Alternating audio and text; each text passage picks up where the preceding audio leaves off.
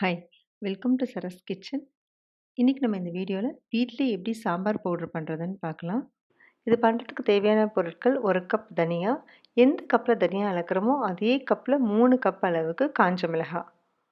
காஞ்ச மிளகாய் இருக்க அந்த ஸ்டெம் எல்லாம் நம்ம நல்லா ரிமூவ் பண்ணிடலாம். ஏன்னா மிக்சியில் அது சரியாக அரைப்படாது.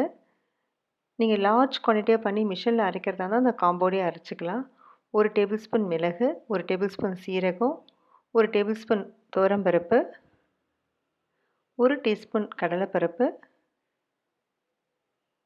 ஒரு கையளவுக்கு காஞ்ச கருவேப்பிலை, 1 டீஸ்பூன் அரிசி, 1 டீஸ்பூன் வெந்தயம். இது ஒன்னொன்னுத்தையும் தனியாக போட்டு நல்ல ஒரு அடிகனமான கடாயில் சிம்மில் வறுத்துக்கணும். நல்ல வாசம் வர வரைக்கும் வறுக்கணும். ஆனால் அதே சமயத்தில் அந்த கலர்லாம் சேஞ்ச் ஆகிடக்கூடாது. இப்போ பார்த்தீங்கன்னா இப்படி உடச்சிங்கன்னா இப்போ இந்த மாதிரி உங்களுக்கு ஒரு சத்தம் வரணும். அந்த அளவுக்கு நம்ம இதை நல்லா வறுத்துக்கணும்.